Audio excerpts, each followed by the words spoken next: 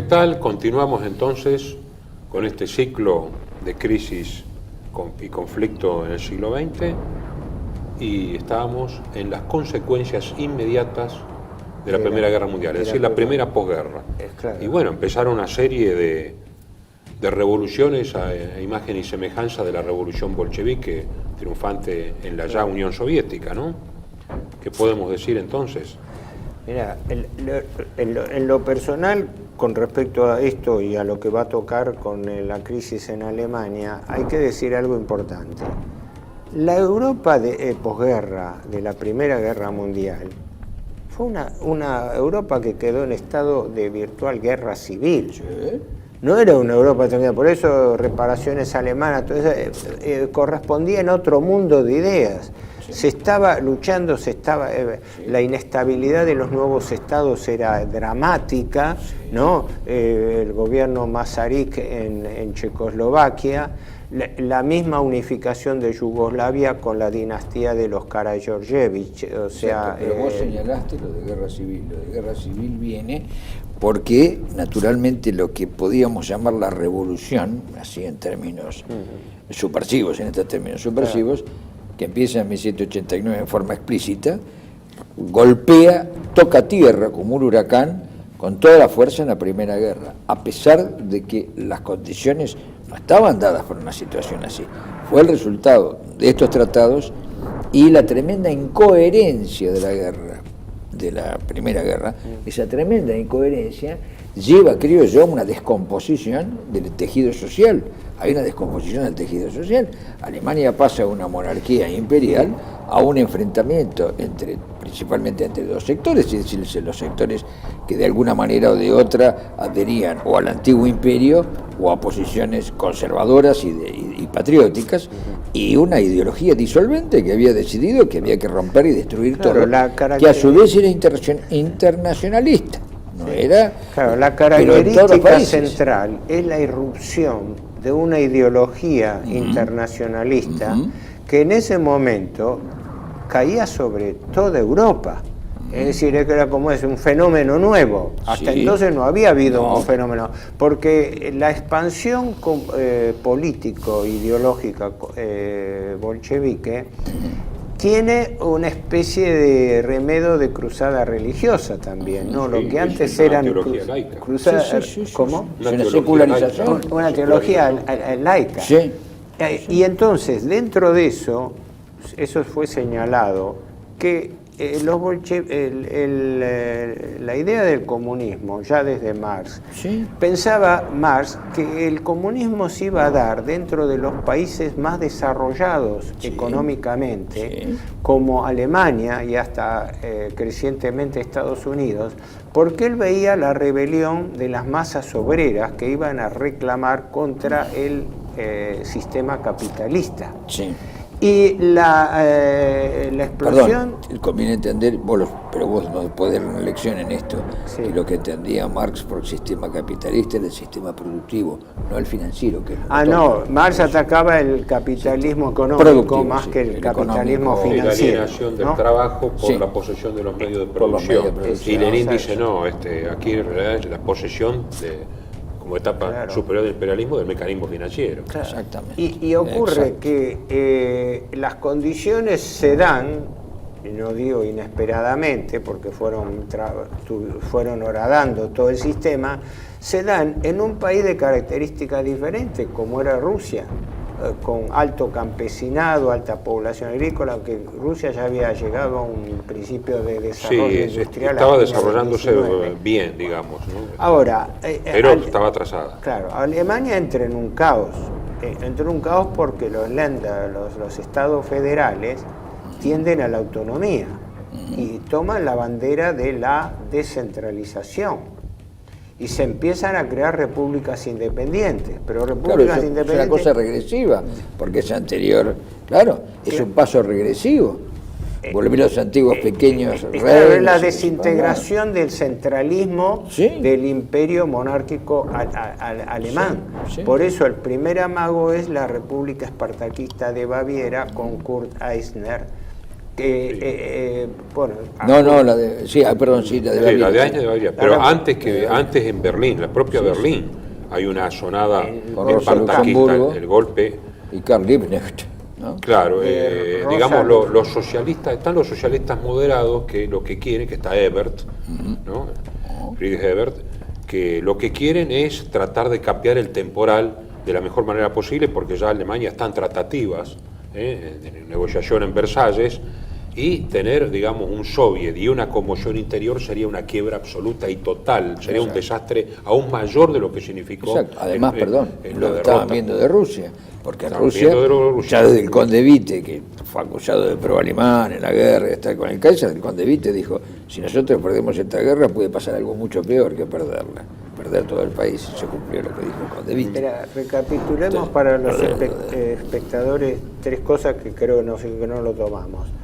El presidente Wilson exige para firmar el armisticio la abdicación del Kaiser. Sí, exacto. El Kaiser había nombrado al príncipe Maximiliano de Baden como canciller.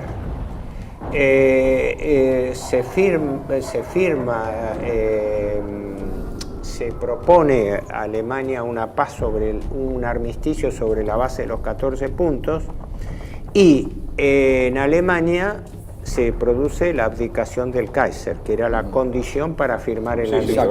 Ahora, vos querés señalar por qué Wilson pone esa cláusula. Es increíble, la cláusula es casi religiosa. Dice, con un autócrata no se puede hablar absolutamente nada ni tratar con él. La tiene que desaparecer. Oposición visceral de Wilson a ponerlo como condición sine qua non que... Porque es un autócrata, aclara por qué, no dice por qué. No se puede hablar con él. Es el principio de reconocimiento de gobierno extranjero, basando en que tiene que tener una forma democrática de gobierno, y cualquier otra no es reconocido. No es reconocido ni se puede dialogar. Por supuesto, si es un aliado... entonces sí, pero si es un enemigo no se lo es Wilson el que empieza a hablar de la autodeterminación de los pueblos, de las bondades de los gobiernos democráticos y todo. Ahora, hablando de la distancia, lo que pasa cuando hay autócratas como Noriega o Saddam, mientras son aliados de los Estados Unidos, son reconocidos, y después son sacrificados. Ahí está el problema. Ahora, esto para empalmar con lo que vos decías, por ejemplo, el Putsch Cup de 1920, que cómo se dieron brevemente la situación en Alemania. Por la exigencia de Wilson para firmar el armisticio, abdica el zar. Abdica el Kaiser, el Kaiser. Asume entonces, queda como canciller Max de Baden, que entrega el poder a un gobierno republicano provisorio que surgió de la alianza entre socialdemócratas, que ponen al presidente Friedrich Ebert, sectores liberales, entre los cuales el mismo príncipe Max de Baden, porque a Max de Baden lo designan como canciller precisamente porque era un hombre abierto a las ideas liberales. Lo mismo que había pasado con Kerensky, la alianza entre socialdemócratas y liberales para provocar la caída de la monarquía. Y el Partido Católico de Centrum, con Erzberger, que es uno de los firmantes, que después lo matan, lo mata el conde Arco-Valley, porque habían firmado el tratado. Entonces, dentro de ese esquema se produce un estado de anarquía en toda Alemania, que ahí vienen las repúblicas espartaquistas.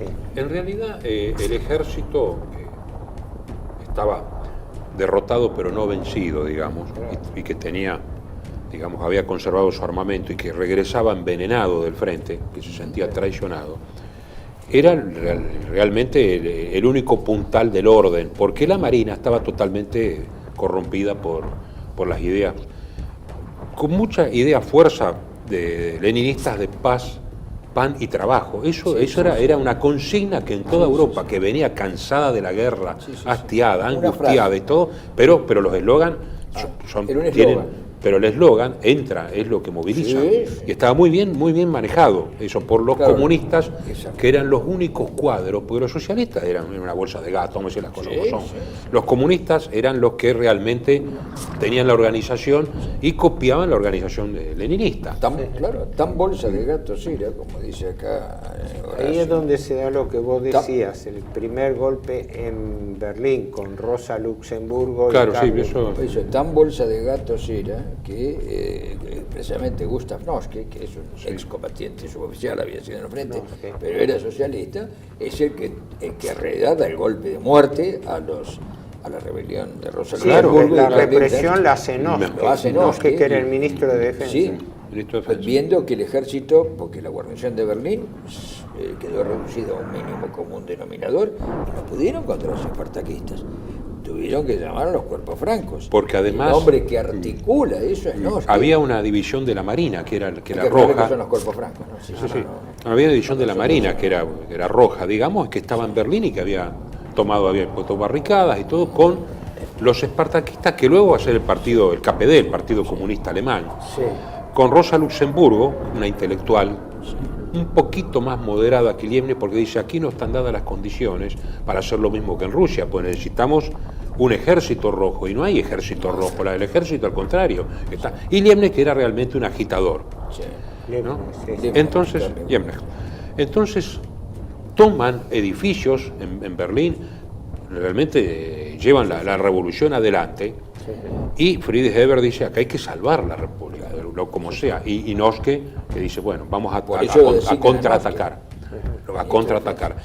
y tienen que contraatacar con las fuerzas que vienen del ejército, bien armadas, y con los famosos cuerpos francos, que son los Freikorps. Sí, los Freikorps, que es una idea, en realidad ese nombre viene de la Edad Media, no olvidemos que en la Edad Media estaban los francos jueces, y los jueces francos eran los jueces que cuando la ley era abatida o sustituida por una ley aberrante, la población tenía el derecho natural, digamos, de rebelarse contra ella. Ante una ley arbitraria, yo digo que el mundo es cuadrado, bueno, que es un cubo, no es un cubo, luego no acato la ley. Entonces se constituían los mismos jueces en secreto como jueces francos. En Alemania eso había una sociedad secreta que se llamaba la Santa Wemme, que precisamente practicaba esto, y hubo famosos juicios entre 1918 y 1923-24, o sea, mientras duró esta guerra civil, porque fue una guerra civil, operaban estos francos jueces, pero los que eran explícitos eran los cuerpos francos, que eran, para aclararlo para la gente que no lo sabe, los cuerpos francos eran gente licenciada de las Fuerzas Armadas que habían sido combatientes de la Primera Guerra, que se agrupaban en torno a un capitán, a un mayor o a un oficial, y formaban clubes militares. Clubes militares con o sin portación de armas según los permisos que obtuvieran, pero actuaban bandas organizadas, pero sí, exactamente. Eran militares que actuaban como paramilitares. Como paramilitares, exacto, pero eran todos militares. Eso, como se organizaban en clubes y demás, y tenían una legalidad, ¿no? Como la puede tener un club, como una asociación privada, pero dada la situación, el mismo gobierno tuvo que llamarlos. Primero, en Berlín, ¿no es cierto? Creo que fue Ritter von Epp, ¿no? El cuerpo franco von Epp. Sí, ¿no? Estuvo en los dos lugares, porque Múnich viene después, y es más grave lo de Múnich. Sí, lo de Múnich, que es mucho más grave, si queremos no mencionarlo. Ahora lo vamos a mencionar, eso fue mucho más grave también. Entonces, estos cuerpos francos en realidad siguieron combatiendo hasta 1921 en Prusia Oriental, porque el enfrentamiento en Prusia Oriental era porque tenía frontera común con la Unión Soviética, y porque además desde la Unión Soviética se buscaba la subversión internacional de toda Europa. La lograron en Hungría, como después en otro bloque, no sé cómo es el tema, lo vamos a tratar este tema, el de Hungría, pero en Alemania, empezaron por Berlín. Hubo un conato en Frankfurt que nos dejó de recuerdo la escuela de Frankfurt, que se llamaba Escuela Marxista de Frankfurt. Ahora, después se sacó de marxista, se puso saco y corbata, pero se llamaba Escuela Marxista de Frankfurt. Y la República Espartaquista de Baviera, que esa fue la peor de todas, que tomó una forma más la anarco-comunista del soviet anarco-comunista de Bremen, pero que fue porque estaba mezclado los marineros, fue una cosa. En Berlín, en una semana, la famosa semana sangrienta, Sí, los aplastaron y retomaron los cuestión- edificios y fusilaron a Liebknecht y a sí, Rosa Rosa Luxemburgo en Luxemburgo. el puente sobre Spree, famoso Sí, tema sí, este, sí. y ahí fue abortado. No así en Baviera. Baviera duró 11 o 15 días, ¿no? En total, ¿cuánto fue? Creo que 11 o 15 días. el punto álgido. La sí, lo que- represión. pero claro, el combate. No, sí, claro, el gobierno. Pero como formal. gobierno, porque Era- además sí. empezó Era- como Estado popular de Baviera y después fue Sí, sí, sí, república. Represiones de que durante- centenares de soviética de ejecuciones, Baviera. los que no morían en El tema fue que sí, los De noviembre a fusilamientos- marzo prácticamente, de noviembre de 18, porque Luis III, el rey bávaro, tuvo que huir Sí, sí. en noviembre. Y viene Kurt Eisner, ¿no? Y le Que era fue- un socialista no bolchevique. Sí. Socialista, pero que fue ministro, se hizo ministro presidente del Estado Popular de Baviera. Sí. Y claro, entre utópico y pragmático, pero no le convenía Sí. a los comunistas, digamos, a los socialistas reales, como se llamaban Sí. a sí mismos. Se convirtió en un Kerensky sin querer. Pero a él lo mata Lo mata un conde oficial. Arcobalde, Sí, señor. el conde El conde Arcobalde. Arcobalde, sí, de 22 años. Pero Kurt Un oficial. Eisner, a ver si esto coincidimos, fue una especie de Kerensky, porque Sí. tuvo que él tuvo que convocar al Soviet, y el Soviet, que estaba ahí, ¿cómo se llamaba? Leviné, ¿no? No, después viene, pero Leviné. no, pero es muy interesante la cadencia, ¿no? Pues se reúne el Parlamento con los ultras y se pelean con los moderados y se le acusan a uno que no recuerdo el nombre de haber sido el que estaba detrás del asesinato de Eisner, lo mata un carnicero que había sido un pesado, digamos, comunista. Leviné, ¿no es? No es otro. ¿No? Siempre en Y Baviera. ahí se transforma casi en una especie de mártir, ¿no? Kurt Eisner. Y viene Johannes Hoffmann, que hace un gobierno de coalición, ¿no? Sí. Y cuando ven el triunfo de Bela Kun en Hungría, Se entusiasma. se entusiasman, lo echan a Hoffmann se va al norte de Baviera, se va a Bamberg, ¿no? Y viene Ernst Toller. Claro. Ernst Toller como jefe de Estado. Ernst Toller con Gustav Landauer son dos dramaturgos de cierto talento, han dejado cosas, que se reunían en lo que se llamaba el Café de los Chiflados. Y proclama la República del Amor de Baviera, Sí. Ernst Toller. Una cosa absolutamente utópica, un desquillo claro, total, un era desquillo un desquillo total, en donde entre estos Cafés de los Chiflados estaba como ministro de Exteriores el doctor Franz Lipp, que era realmente loco porque había tenido antecedentes de varios neuropsiquiátricos. Entonces, como pide 60 locomotoras a Suiza, para la nueva república de los soviets de Baviera, y los suizos, porque no lo reconocía nadie esta república, le declara la guerra a Suiza. Baviera le declara la guerra a Suiza. Y le manda un telegrama a Lenin con copia al Papa, en donde dice que Hoffmann se había ido a Bamberg llevándose las llaves de los excusados del Palacio Gubernativo. Ese telegrama demencial está mencionado en el famoso libro de este gran periodista, historiador Ramón Cartier, en Hitler, el asalto del poder, ¿no? En donde dice, y Lenin le dice, ¿pero usted qué hizo? ¿Tomaron los edificios? ¿Qué está pasando con el proletariado? Con todo?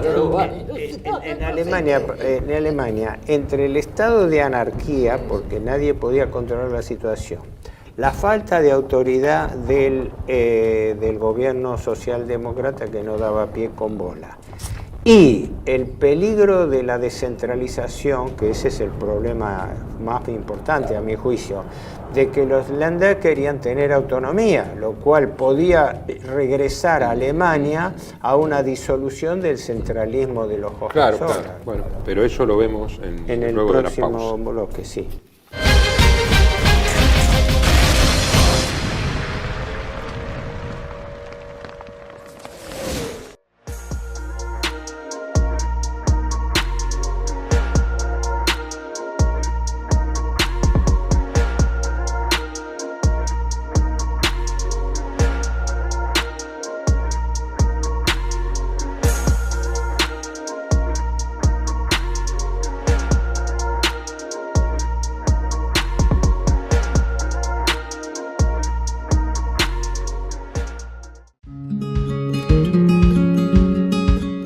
Residencia de Los Ángeles es un hogar para adultos mayores habilitado en la ciudad de Buenos Aires, cuyo objetivo es la atención y cuidado de pacientes de la tercera edad. Más de 30 años de experiencia nos respaldan. Trabajamos con dedicación para cuidar a nuestros abuelos y así ofrecerles la felicidad y comodidad que ellos merecen. Estamos en el barrio Villarreal, pasaje Francisco Bauzá 2372, casi esquina Tinogasta. Comuníquese con María al 11 61 70 45 38. Los esperamos.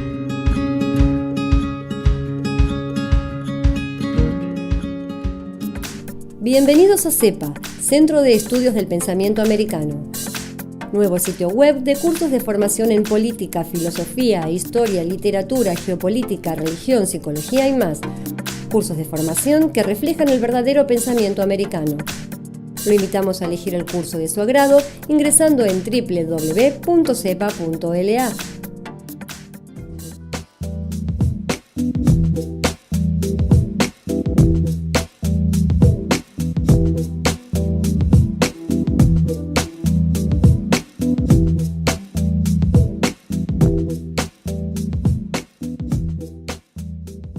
Decir siempre la verdad primero tiene un precio.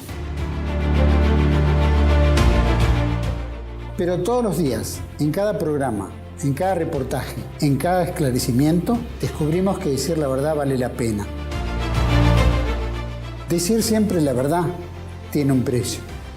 Pero cada vez que recibimos tu apoyo, entendemos que seguir luchando vale la pena. Dependemos de tu ayuda. TLB1. Toda la verdad primero.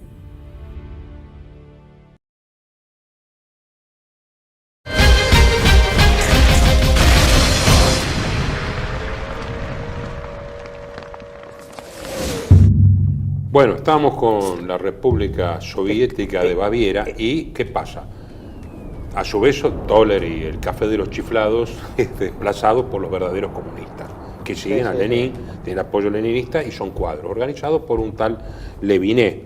Leviné es el jefe del Partido Comunista Organizado que moviliza, arma, crea un ejército rojo bávaro, que en principio enfrenta al ejército regular y lo frena, hasta que Eber dice, bueno, de nuevo los Freikorps con Fonet. Pero Leviné es el que dice, bueno, acá, después del asesinato de Eichmann y todo eso, acá se terminó esta historia, acá hay que poner orden y ha empezado la represión. Por eso, es una represión. Una represión terrible porque a los aristócratas fueron asesinados 7 aristócratas de la famosa Thule Gesellschaft. Esto al margen, conviene ver una fotografía de la cara de Leviné, porque realmente parece es un roedor con gorra. Es lombrosiana, sí. Si uno cree en las teorías de Lombroso, realmente la cara de Ritter, Fonet y un tal von Oven son los que entran con los Freikorps.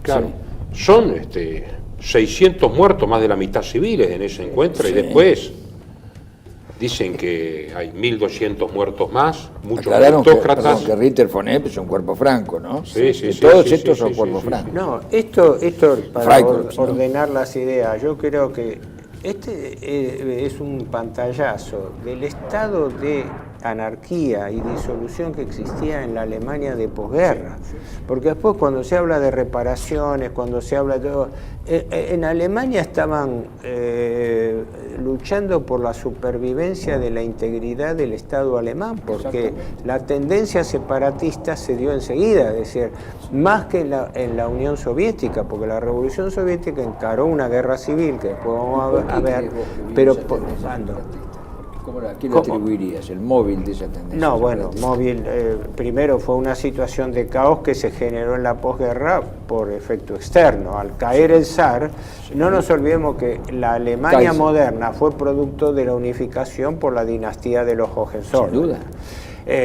Los Hohenzollern no cayeron por degradación espontánea. No. Los Romanov en Rusia tenían los pies de barro, digamos así, porque estaban descansando sobre una situación social de malestar. Pero esa no era la situación del Kaiser. No. El Kaiser es sacado y es llevado a Holanda por una exigencia extranjera. Entonces, ¿qué ocurre? Todos los sectores monárquicos, conservadores, la nobleza, las grandes industrias y todo, se dieron cuenta de que tenía que existir un gobierno fuerte que centralizase, porque el gobierno alemán era centralizado, habiendo neutralizado la autonomía de los Länder, de los estados federales. Entonces, la revuelta espartaquista y la revuelta de socialistas revolucionarios era esa, la descentralización y la federalización de Alemania. Y mientras que los cuerpos libres, los Freikorps, luchaban. Ese era para mí el trasfondo más profundo de la crisis alemana. Claro, la consecuencia era la defensa. Bueno, si se produce un estado de anarquía general, uno trata de defender lo que tiene, el territorio que está en sus manos. Por eso se produjo esto. Y los socialdemócratas, aparte de estar comprometidos en eso, fueron incompetentes en controlar la situación. Porque por cuando eso llegaron, sobrellevaba las formaciones comunistas que tenían cuadros. Por eso levanta a cualquiera que se ponga a revisar un poco estas cosas. Ahora, vos fíjate que cualquiera que se ponga a revisar un poco estas cosas levanta una enorme sospecha, esta coincidencia, ¿no es cierto? Entre esta coincidencia entre el aparato financiero que decide arrasar con todo tipo de independencia económica, por así decirlo, por un lado, y por el otro lado esta izquierda que viene a disolver los estados, ¿no? Esa coincidencia entre la balcanización de Europa buscada por el poder financiero y por el otro lado esta balcanización de Europa también buscada por esta izquierda internacionalista. Es curioso cómo confluyen, cómo se tocan. De hecho estaba irrumpiendo en Europa un fenómeno nuevo, que era la expansión del bolchevismo. Ese era el sustrato ideológico. Ahora, hay un episodio bastante importante, el Putsch Cup, el golpe de Estado que da este hombre. Pero vos lo ves así respecto a lo que dije, porque te hice una pregunta. ¿Cómo vos pensás que puede ser eso? ¿Cómo lo ves? Pienso que puede ser que... De esa confluencia en la balcanización. Parto de la base de que una superestructura de poder internacional, no solamente financiero, pero fundamentalmente de base financiera que actuaba sobre el aparato político, estaba diseñando un nuevo mapa de Europa. Y que este estado de anarquía era funcional a los intereses. Porque cuanto más neutralizada esté una sociedad, más decadente. Y había dos, dentro de los bolcheviques estaba el verdadero internacionalismo y estaba en la mente de Lenin la expansión del comunismo, digamos, con capitalidad en Moscú, como bandera, faro y guía. Había una conjunción de aspectos que luego va a dar origen al famoso nacional bolchevismo, donde había también alemanes importantes, como el conde Rojo, el conde Graf zu Reventlow, que era un nacional bolchevique. Es decir, confluían, era tan confuso, porque además había guerras civiles en todo el este de Europa. Sin duda. Por recuperación de territorios. Porque uno cree que la guerra civil es una definición de bandos así.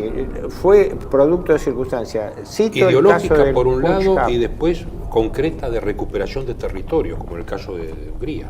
En lo del Putsch Cup. El Putsch Cup fue un golpe que se dio en Berlín y el gobierno Ebert, con Noske, que era el ministro de Defensa, el que había hecho la represión justamente a los espartaquistas, este golpe era, como dicen, de derecha. Bueno, a mí no me gusta hablar de derecha e izquierda, pero era un golpe reaccionario de sectores de militares y de la nobleza.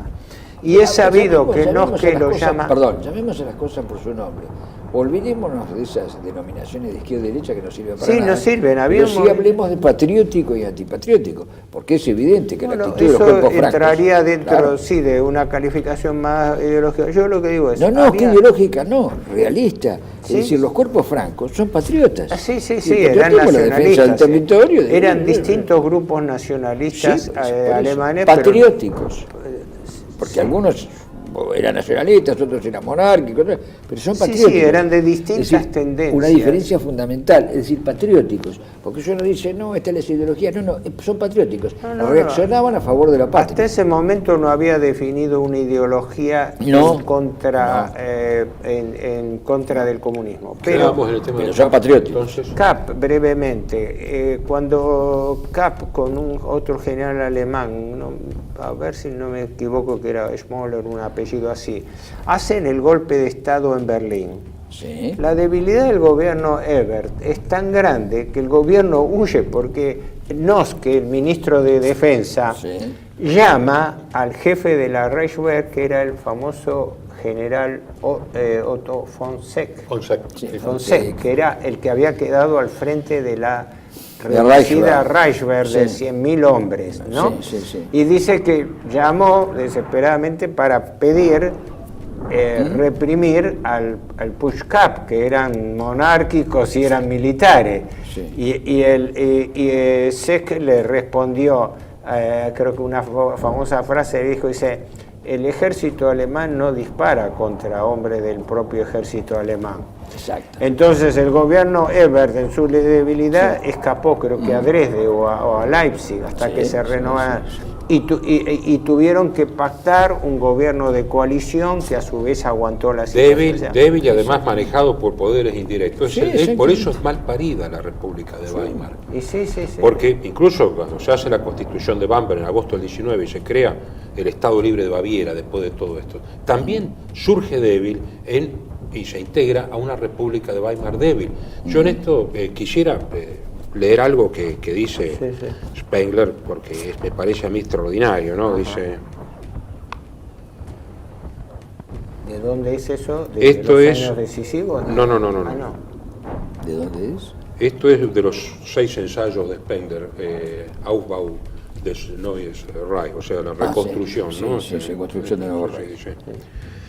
Dice, esta comunidad, por los revolucionarios y después sus consecuencias, por los partidócratas, digamos, que no fue elegida en 1919, sino que se hizo elegir, no se diferenciaba de los bolcheviques de Moscú, cuando más por la ruindad de sus procedimientos.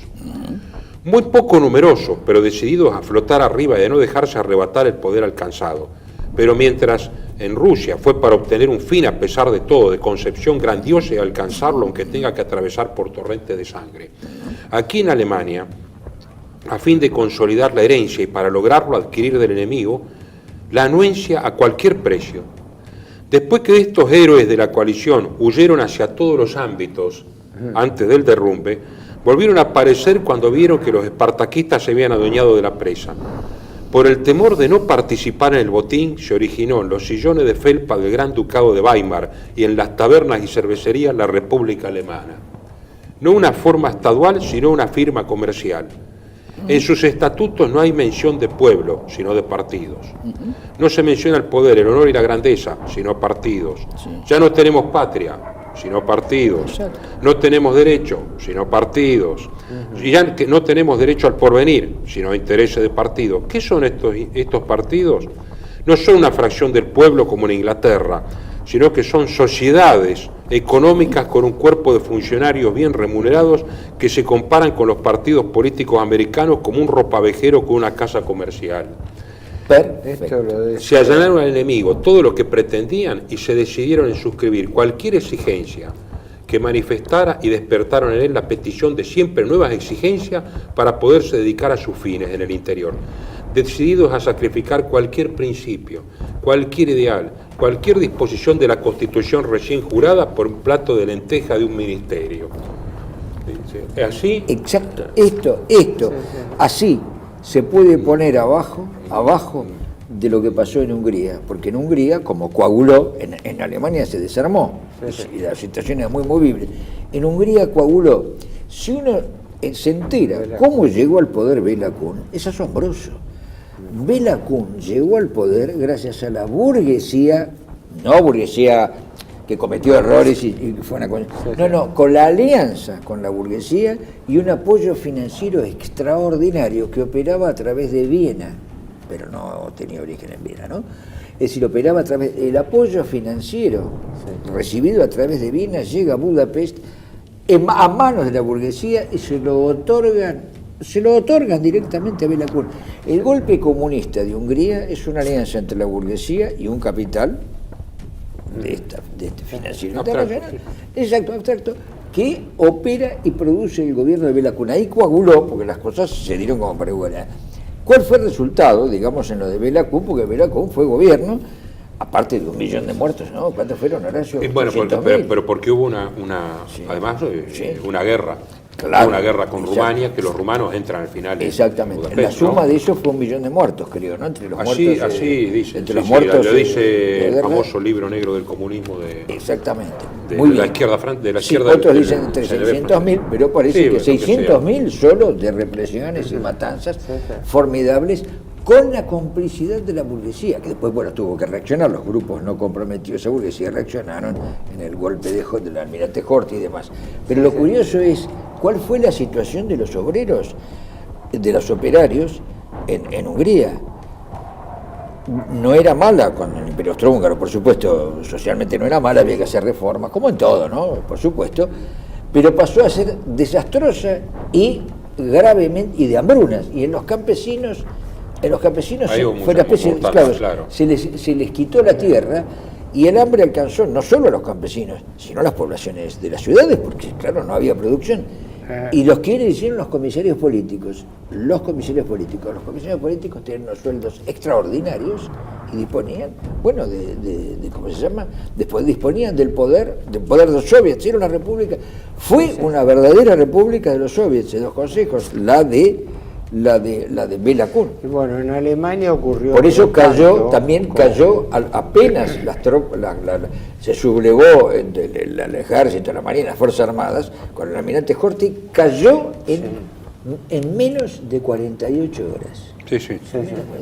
Bueno, en Alemania ocurrió la misma degradación, la especulación con la inflación que se venía produciendo de la posguerra y el hecho de que los principales, incluso empresarios, se dedicaron a sobrevivir dentro de toda esta anarquía con la especulación financiera. ¿Por qué? Porque los valores caían, se iban licuando los valores de las empresas, iban quebrando empresas y entonces empresarios con mayor dinero iban comprando estas empresas quebradas, iban concentrando la economía. Hubo un famoso empresario alemán, Hugo Stinnes, ¿no? Que después se hizo un gran imperio comercial concentrado, que su fortuna, no sé cómo lo calificaban a él, ¿no? Como era un cazador de empresas, un tipo ahora pasa en la bolsa, de que cuando hay una crisis caen los valores bursátiles, entonces los aventureros pueden comprar por pocas monedas empresas y reforzar. Pasó en Hungría también. Es claro, sí, una técnica que se estaba dando a raíz de toda esta anarquía. Por eso la superestructura financiera que disfrutaba todo esto era porque dentro de esta sociedad en lucha interna existían obligaciones internacionales a los cuales toda la población tenía que suplir. Bueno, pero eso después porque falta lo de Polonia y lo más importante, lo de Rusia. Está. Bueno, seguimos.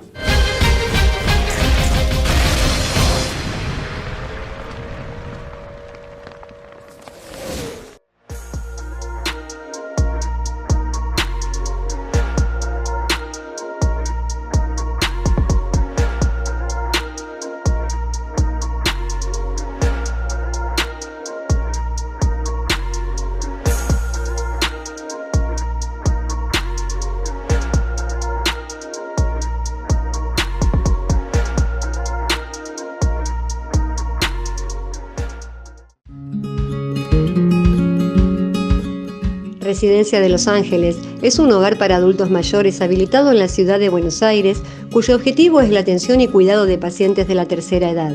Más de 30 años de experiencia nos respaldan.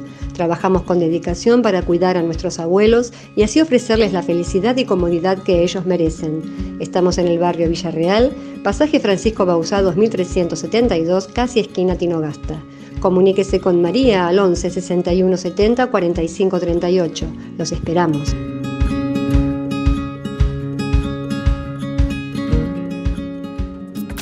Bienvenidos a CEPA, Centro de Estudios del Pensamiento Americano.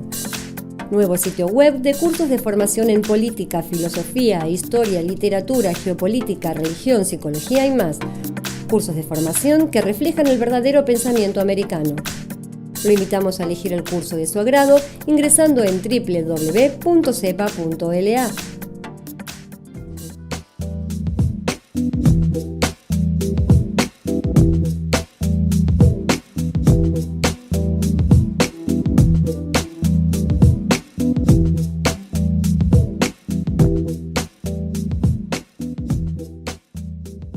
Decir siempre la verdad primero tiene un precio. Pero todos los días, en cada programa, en cada reportaje, en cada esclarecimiento, descubrimos que decir la verdad vale la pena. Decir siempre la verdad tiene un precio. Pero cada vez que recibimos tu apoyo, entendemos que seguir luchando vale la pena. Dependemos de tu ayuda. TLB1. Toda la verdad primero.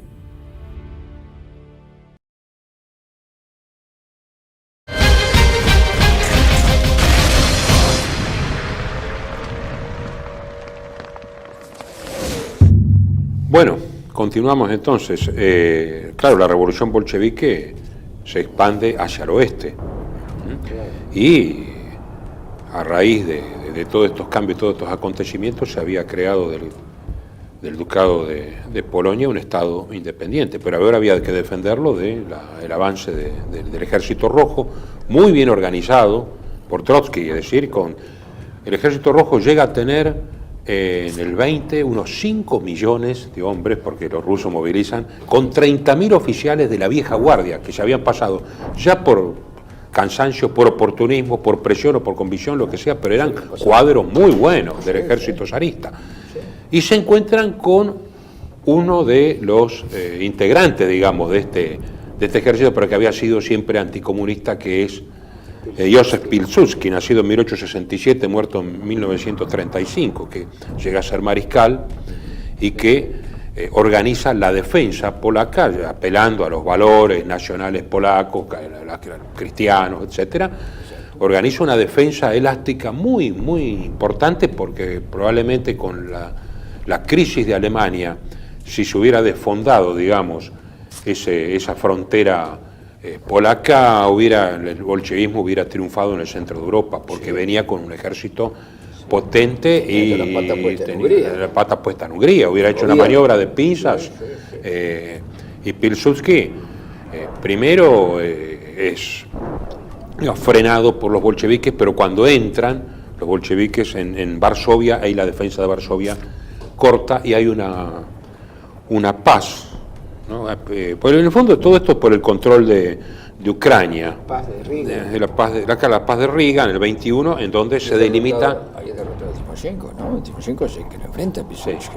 Timoshenko, que tiene un rosario de derrotas, pues después de la Segunda Guerra también, pobre, no podía reportar nunca una victoria, tenía mala suerte. El mariscal Semyon Timoshenko, el mariscal soviético. Esa frontera polaca-soviética se mantiene hasta el 39. Hasta el 39, exactamente. Y interesante que Mannerheim, que estaba en la guardia personal del zar. Del zar, claro, el finlandés. El finlandés. Hay que aclarar que, bueno, Gustav von Mannerheim, el mariscal finlandés, Gustav von Mannerheim, estuvo en la guardia personal del zar y después fue presidente y después también comandante supremo de las fuerzas de uno de los fundadores de Finlandia. Y aliado de los alemanes en la Segunda Guerra, para configurar la figura, ¿no?, de Mannerheim. Sí, perdón, Mannerheim decías.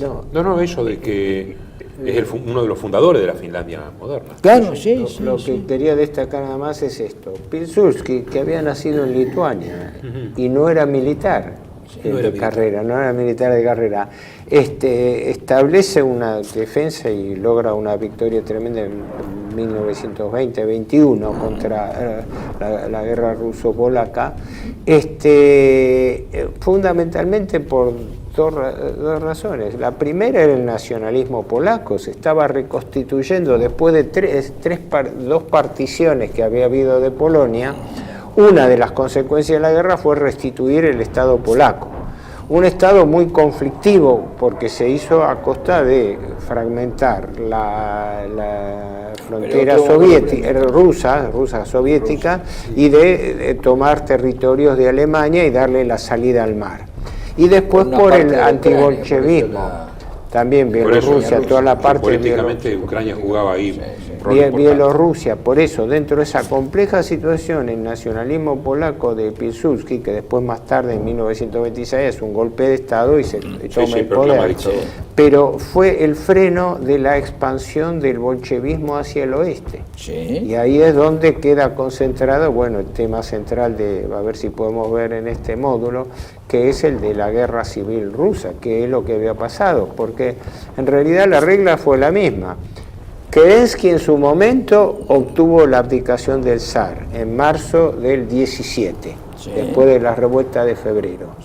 El zar abdica porque en realidad parte de la nobleza y del ejército no lo quiere respaldar, aclaremos bien.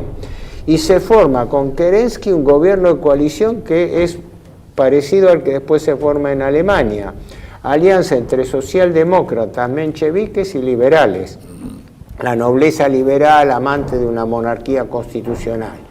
Y eso luego no es controlado y el Soviet de Petrogrado, que estaba fuertemente organizado, y de ahí vuelve Trotsky con Lenin, la dupla de Lenin-Trotsky, que es la que provoca la revolución bolchevique. Pero de ahí en más viene el tema de ustedes, el tema de la guerra civil, es decir, eso no fue pacífico. No, era evidente de que las fuerzas bolcheviques van a tener que enfrentar la resistencia de las fuerzas monárquicas y antibolcheviques, apoyadas por potencias extranjeras que jugaban un poco en esta misión, digamos, de la gran finanza de fragmentar, pero otras que también eran genuinamente anticomunistas, porque acá se mezclaba toda una serie de valores y sentimientos.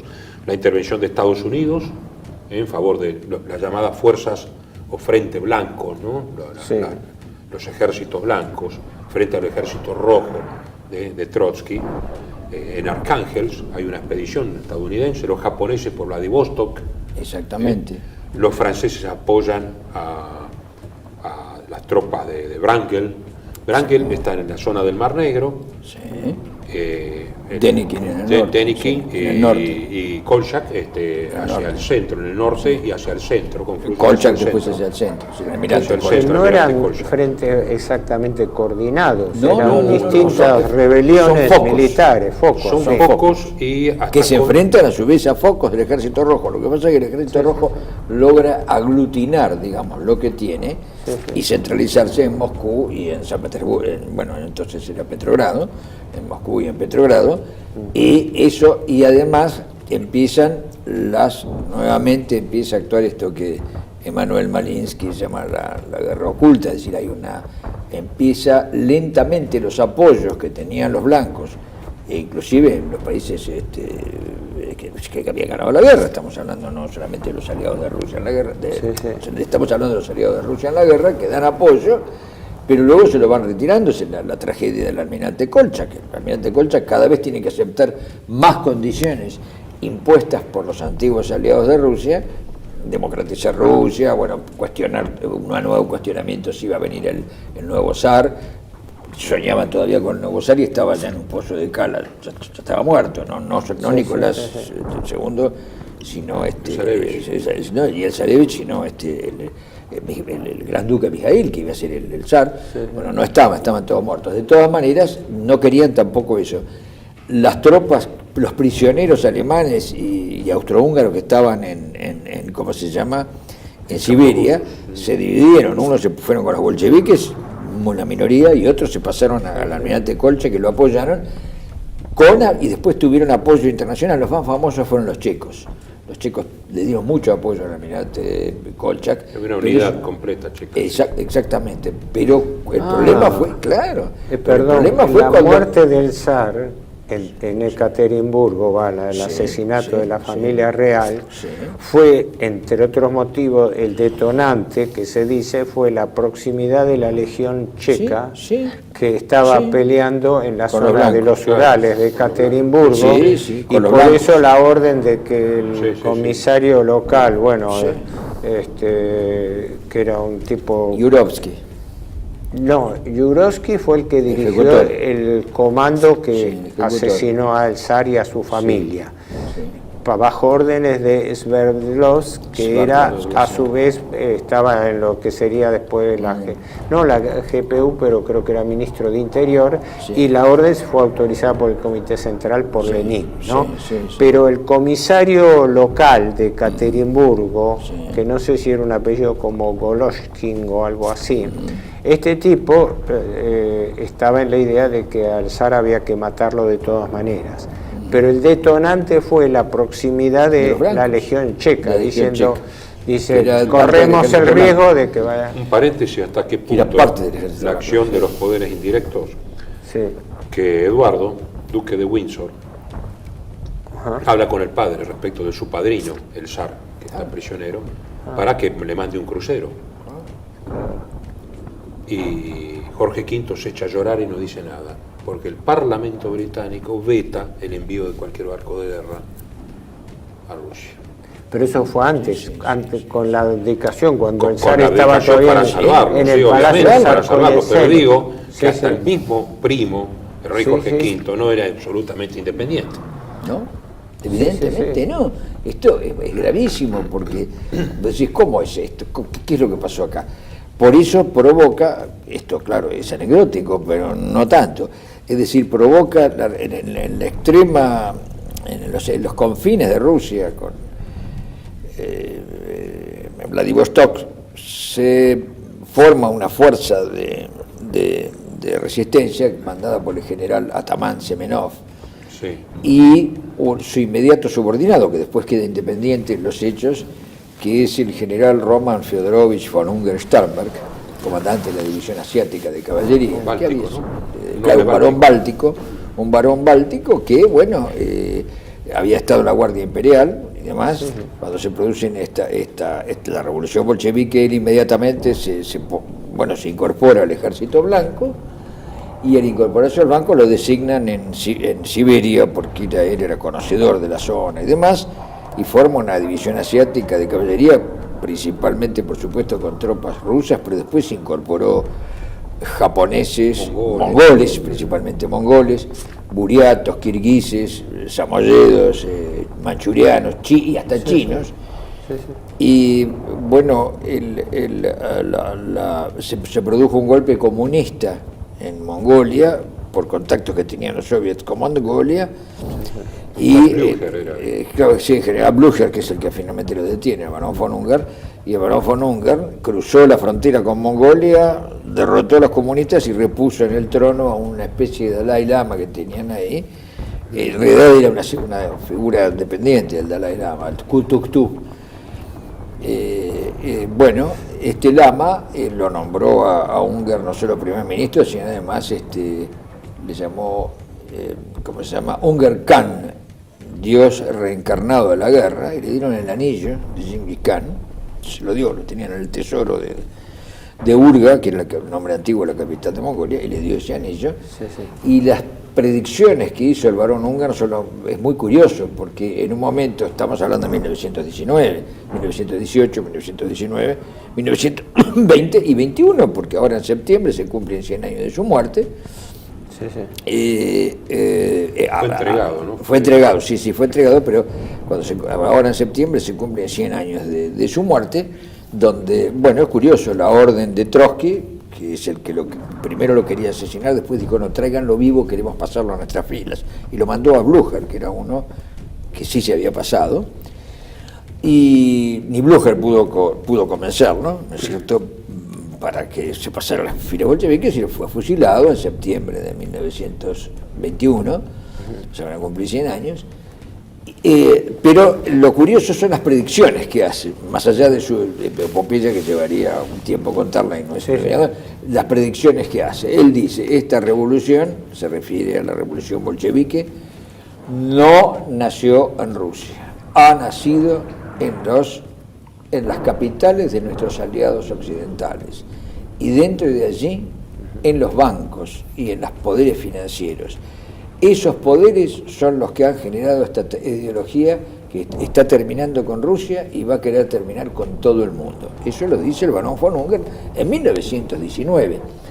Y es muy extraño que un hombre que, bueno, en fin de cuentas, era un hombre muy joven, no tenía, creo que tenía 35, 36 años, sí, era del 86, 87, era muy joven, y había pasado desde 1914 en adelante combatiendo, era un combatiente, había estado en la Guardia Imperial y, en fin, primo, dicho decía de paso, primo del escritor y ¿cómo se llama?, pensador alemán que estuvo acá, el conde Hermann von Kaiserling, que era amigo de Vittorio Campo, era primo de él. Y bueno, lo cierto es que las predicciones que hace en ese momento, haberlas hecho después, bueno, estaba dentro de las conjeturas, pero nadie había escrito sobre el poder. Entre paréntesis, bueno, la biografía de Unger Sternberg, de Siegfried Krauthoff, Ich Befehl. Sí, Ich Befehl. Yo ordeno. Bernd Krauthoff, sí. Yo ordeno, acaba de ser traducida y editada al castellano en Buenos Aires. Sí, qué curioso, sí. Por Librería Argentina. Sí, yo la tengo, se llama Ich befehle Kampf und Tragödie des Baron von Unger. Sí. Ese es el título de ese libro, es el primer libro que se escribió. La última defensa la hacen en Vladivostok, los blancos, claro. Sí, en el año siguiente, en el 1922. Y curiosamente, Vladivostok, permitime, Vladivostok, que era un puerto protegido por los ingleses, ¿te acordás? El alto mando inglés, sin hacer la denuncia explícita, va retirando lentamente las tropas y permite que el almirante Kolchak se acerque y logran cambiar el tema de la Guardia Checa y le sugiere al almirante Kolchak que se entregue al gobierno local en Siberia, que ellos se van a encargar de ponerlo en el exterior. Y lo único que hace el gobierno local es tomarlo prisionero al almirante Kolchak y el día siguiente aceptar el gobierno bolchevique. Esta fue 24 horas. Y bueno, ahí Kolchak. Y quedarse con el tesoro, ahí desapareció el tesoro imperial, lo que quedaba del tesoro imperial, que había ido a Siberia, desapareció, ¿no? Esto pasó en 1921. El tema que yo me planteo es este. ¿Cuál fue el balance de la guerra civil rusa? 9 millones de muertos. ¿Cómo? 9 millones de muertos, según el libro negro del comunismo eso de Stefan Courtois y en cuanto su equipo. Material, pero desde el punto de vista geopolítico, que la victoria del bolchevismo consolidó un nuevo régimen político ideológico en lo que entonces era el país más grande del mundo, que lo sigue siendo por extensión, ¿no? No. O sea, que se produjo un fenómeno en la posguerra impensado, que se diese una revolución político-ideológica verdaderamente revolucionaria, cualquiera sea el juicio de valor, pero que abarcase una de las grandes potencias del mundo. Claro, se transforma en eurasiática la revolución. Por eso las tesis, las primeras... Que tiene origen en un golpe de Estado, porque si me dijera, bueno, tiene origen en un pero plebiscito. que se transforma de ahí en más una expansión y que se proyecta sobre la Europa balcanizada de la posguerra. Sí, señor. Por eso ahí hay que ver, ahí hay que tener presente cómo era la idea de que venía caminando una revolución político-ideológica mundial. Sí. Esto no era algo puntual de un país, era parte de un proceso europeo. Exactamente, por eso, acordate que el primer programa, yo por lo menos insistí mucho en el tema de la Revolución Francesa, porque tiene origen ahí. Es decir, el siglo XIX, yo te dije, Revolución del 30, Revolución del 40, primero, Congreso de Viena, y el desmentir con el codo lo del Congreso de Viena, Revolución del 30, Revolución del 48 y Comuna de París en 1871. Aunque con una gran aclaración. Sí. Apenas instaurado y estabilizado el gobierno comunista, aunque la lucha duró hasta 1923, creo, ¿no? Pero en el extremo oriente. Pero Lenin instaura la NEP, la nueva economía política, que no era una economía política comunista, era una economía abierta y propugnaba la apertura al capital extranjero. Exacto. Yo me acuerdo que acá quien lo señalaba, porque lo conocí, él siempre lo señalaba esto, era Arturo Frondizi. Sí. Cuando Arturo Frondizi hablaba del realismo de Lenin, de haber visto de que el desarrollo que necesitaba la Rusia comunista es eso. Después viene la etapa bolchevique, cuando se produce la confrontación entre el internacionalismo de Trotsky, digamos así, y el nacionalismo comunista de Stalin, Sí, que exacto. trata O sea, de socialismo en un circunscribir. solo país. Es claro, el socialismo en un Exacto. solo país. Pero la Esto es primera lo que etapa, genera, sí. la primera etapa que vos señalás, a mi modesto entender, Sí. es precisamente la confluencia que yo señalaba. O que yo creo, Claro. yo creo verla así, ¿no es Sí. cierto? Por un lado viene operando la finanza y todo se encuentra. Y No, sí. la nueva política económica de Lenin, Sí. para mí, y después explicarlo vos, me gustaría que lo Sí, explicaras, sí, sí. para mí no es que es una política, bueno, es realista en los hechos, en la coyuntura, pero en realidad los que hicieron la revolución bolchevique en Rusia, necesitaban con avidez los recursos naturales de Rusia y la subordinación de Rusia a un aparato económico financiero que no estaba en Rusia. Claro, Esto es fundamental claro. entenderlo. Lo que pasa por es eso, que siempre la historia por eso es la coalición. La historia es la continua posibilidad. Claro. Y Bueno, cerramos con entonces esto el es programa. claro, el cierre para dejar claro. Con esto hemos completado las consecuencias de la inmediata posguerra. Sí. El próximo capítulo es ver qué pasó en la década del 20, La década cómo del se 20. fue conformando la situación europea en la década del Y los 20 fenómenos nuevos que aparecen. con nuevos. los fenómenos nuevos. sí. Perfecto, bueno, será hasta la próxima.